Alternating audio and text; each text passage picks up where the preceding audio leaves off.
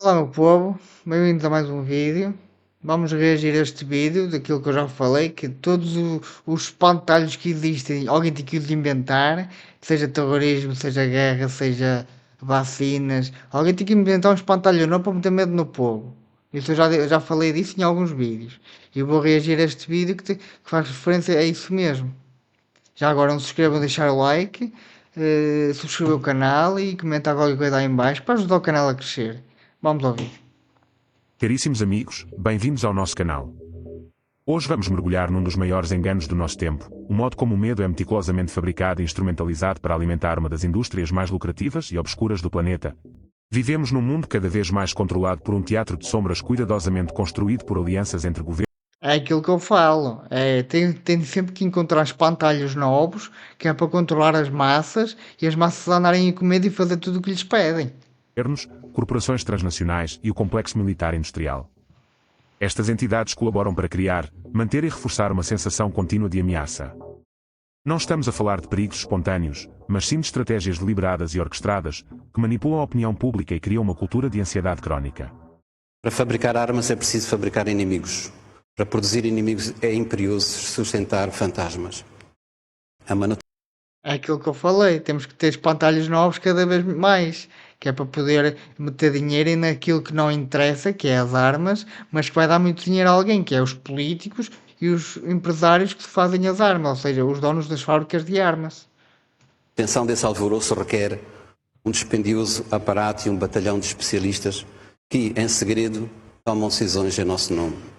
Eis o que nos dizem. Para superarmos as ameaças domésticas precisamos de mais polícia, mais prisões, mais segurança privada e menos privacidade. Para enfrentarmos Quando foi o Covid, eu ouvi disto. Temos que tirar a privacidade às pessoas porque não sabemos quem é que nos pode fazer mal. Ou seja, mais opressão do Estado, mais Estado controlador. E as pessoas, ok, tudo bem, desde que me protejas. Eu senti-me completamente abusado, entre muitas aspas, nas minhas liberdades quando foi o Covid. Porquê? Porque eu não podia fazer, não podia sair de casa, não podia nada. E que é uma merda de um vírus que, ok, é uma doença, ok, mas não fazia nem metade daquilo que as pessoas diziam que fazia. Não era caso para tanto. E usou-se e abusou-se disso nesse tempo. as ameaças globais, precisamos de mais exércitos, mais serviços secretos e a suspensão temporária da nossa cidadania. Todos sabemos que o caminho verdadeiro tem que ser outro. Todos sabemos que esse outro caminho poderia começar, por exemplo, pelo desejo de conhecermos melhor esses que de um e de outro lado aprendemos a chamar de... Aos adversários políticos e militares juntam-se agora o clima, a demografia e as epidemias. O sentimento que se criou é o seguinte: a realidade é perigosa, a natureza é traiçoeira e a humanidade é imprevisível. Vivemos como cidadãos e como espécie em permanente situação de emergência. Como em qualquer outro estado de sítio, as liberdades individuais devem ser contidas, a privacidade pode ser invadida e a racionalidade deve ser suspensa. Todas estas restrições servem para que não sejam feitas perguntas como, por exemplo, estas: por que motivo a crise financeira não atingiu a indústria do armamento? Por que motivo Porque convinha que houvesse inimigos, espantalhos, se é que me entendem. Porque convinha que houvesse espantalhos. se gastou apenas no ano passado US$ 1,5 trilhão de dólares em armamento militar? Por que razão os que hoje tentam proteger os civis na Líbia são exatamente os que mais armas venderam ao regime do Coronel Gaddafi? Por que motivo se realizam mais seminários sobre segurança do que sobre justiça? Se queremos resolver e não apenas discutir a segurança mundial, teremos que enfrentar ameaças bem reais e urgentes. Há uma arma de destruição massiva que está sendo usada todos os dias, em todo o mundo, sem que seja preciso o pretexto da guerra. Essa arma chama-se fome. Em pleno século XXI, um em cada 6 seres humanos passa fome. O custo para superar a fome mundial seria uma fração muito pequena do que se gasta em armamento. A fome será, sem dúvida, a maior causa de insegurança do nosso tempo. Mencionarei ainda uma outra silenciada violência. Mas a fome das pessoas não traz lucros a ninguém, enquanto que o armamento traz lucros aos empresários e aos governantes. O armamento é para dar lucro a essas pessoas, só serve para isso. E para criar espantalhos. Em todo o mundo, 1 em cada 3 mulheres foi ou será vítima de violência física ou sexual durante o seu tempo de vida. É verdade que sobre uma grande parte do nosso planeta pesa uma condenação antecipada pelo facto simples de serem mulheres. A nossa indignação, porém, é bem menor que o medo. Sem darmos conta, fomos convertidos em soldados de um exército sem nome e, como militares sem farda, deixamos de questionar. Deixamos de fazer perguntas e discutir razões. Costumam dizer, é para o teu bem. É para o teu bem. Desde que tu obedeças, é para o teu bem. É o que eles diziam. As questões de ética são esquecidas porque está provada a barbaridade dos outros. E porque estamos em guerra, não temos que fazer prova de coerência, nem de ética, nem de legalidade. É sintomático que a única construção humana que pode ser vista do espaço seja uma muralha. A Grande Muralha foi erguida para proteger a China das guerras e das invasões. A muralha não evitou conflitos nem parou os invasores. Possivelmente morreram mais chineses construindo a muralha do que vítimas das invasões que realmente aconteceram. Diz-se que alguns dos trabalhadores que morreram foram emparadados na sua própria construção.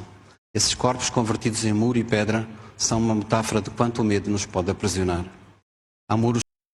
Esta é a verdade. O medo trava as pessoas, que as pessoas preferem uma verdade confortável, melhor, uma mentira confortável, do que uma verdade, sim, desconfortável.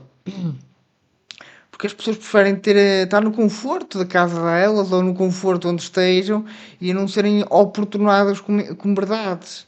As pessoas preferem isso. Muros que separam nações, há muros que dividem pobres e ricos, mas não há hoje no mundo um muro que separe os que têm medo dos que não têm medo. Sob as mesmas nuvens cinzentas vivemos todos nós, do Sul e do Norte, do Ocidente e do Oriente. Citarei Eduardo Galeano acerca disto, que é o medo global, e diz ele: os que trabalham têm medo de perder o trabalho, os que não trabalham têm medo de nunca encontrar trabalho. Quando não têm medo da fome, têm medo da comida. Os civis têm medo dos militares, os militares têm medo da falta de armas e as armas têm medo da falta de guerras. E, se calhar, acrescento agora eu, há quem tenha medo que o medo acabe. Muito obrigado. Enquanto nos distraem com narrativas de visão, os verdadeiros problemas, a fome, a desigualdade gritante, o colapso ambiental iminente, são empurrados para as margens do debate. Mas a desigualdade cada vez vai ser maior, porque o efeito Cantillon, o que mais faz é fazer desigualdade. Porquê? Porque o governo vai dar dinheiro aos amigos, vai empobrecer os mais pobres. E isso é o efeito Cantillon na prática. A retórica da segurança é usada como arma política e económica.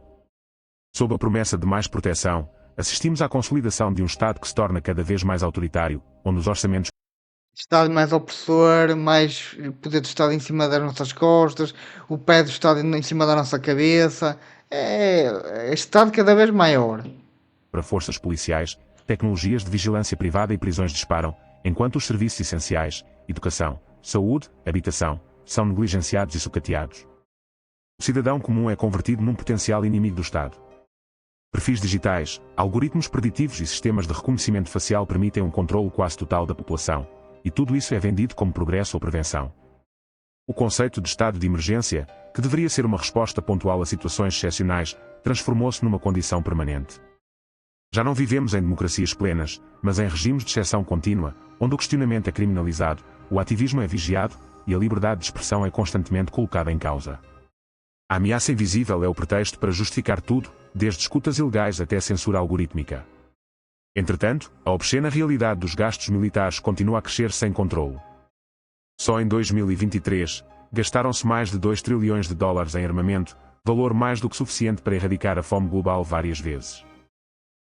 Tudo bem, eu até concordo com essa parte, mas quem é que ia produzir esse valor todo em alimentos, sem saber se os ia vender?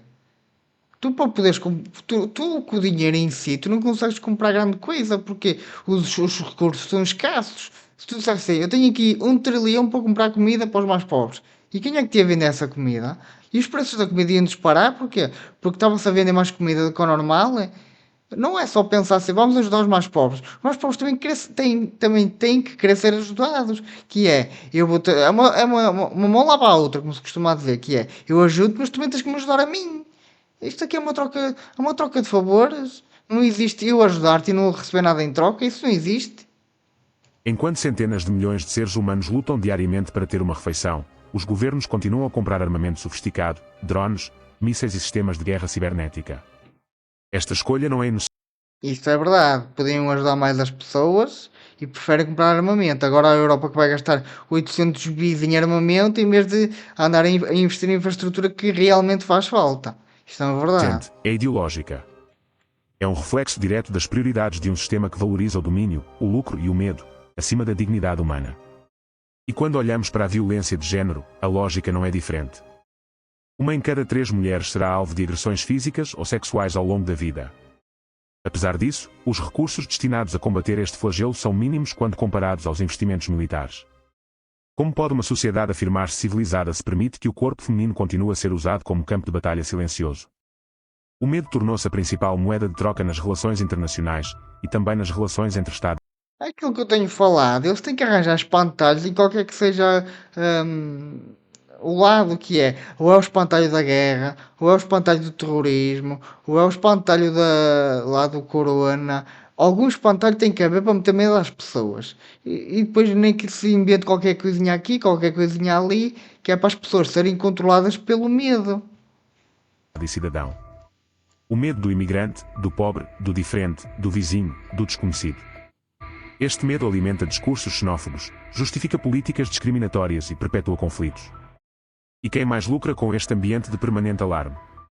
As mesmas elites que criam as armas, fomentam as guerras e depois vendem soluções de segurança. A retórica da guerra infiltra-se em Costuma-se a dizer, melhor, crio o problema e vendo a solução. É o que costuma dizer. todos os setores. Na educação, vemos currículos adaptados à lógica da obediência e não do pensamento crítico. Nos meios de comunicação, o discurso do inimigo é constante. Até nas redes sociais, onde o medo se propaga como um vírus digital, encontramos a guerra como pano de fundo emocional. O complexo militar industrial não se limita a fabricar armas, ele molda a cultura. Enquanto isso, a paz continua a ser tratada como uma utopia realista. Não porque seja impossível, mas porque não é lucrativa. A estabilidade não gera negócios bilionários. Não justifica orçamentos inflacionados. Não legitima o controlo das populações. Por isso, continua a ser sabotada pelas mesmas forças que dizem promovê-la. Mas as pessoas são manipuladas, mas nem se apercebem porque as pessoas são tipo cordeirinhos. Elas gostam de fazer aquilo que lhes mandam fazer. Elas nem pensam. É modo automático. As pessoas nem pensam. Fazem e nem pensam. Eu vejo isso no círculo social. Quando alguém diz para fazer uma coisa ou alguém manda, as pessoas vão logo fazer, nem pensam. Quando foi tipo das vacinas, as pessoas nem refletiram. Será que isto é bom para mim? Será que não é? Será que é o correto que eu devo fazer? As pessoas nem refletiram nisso. Porque, se eles mandam, até porque tem que se fazer. Não é? Se tens que refletir. Isto é bom para mim? O que interessa se é bom para mim. Se não é bom para mim, eu não vou fazer. Nem se tens que pensar. Perante esta realidade, resta-nos resistir. Mas resistir com inteligência, com organização e com espírito crítico. É necessário exigir total transparência sobre os orçamentos militares. Apoiar ativamente movimentos pela justiça económica e social. Investir em educação para a paz e para os direitos humanos. Promover o jornalismo independente e comprometido com a verdade. Só assim poderemos transformar o medo em empatia, a divisão em solidariedade e o conflito em cooperação. Só assim poderemos reivindicar o nosso lugar enquanto cidadãos conscientes, exigentes e atentos. Não podemos continuar a ser cúmplices silenciosos.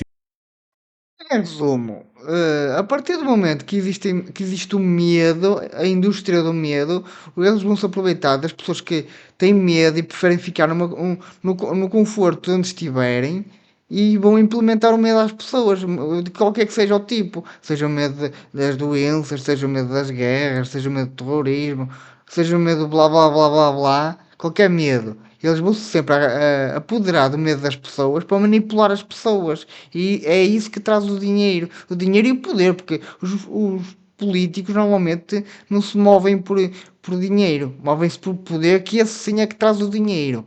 O dinheiro vem do poder que as pessoas têm.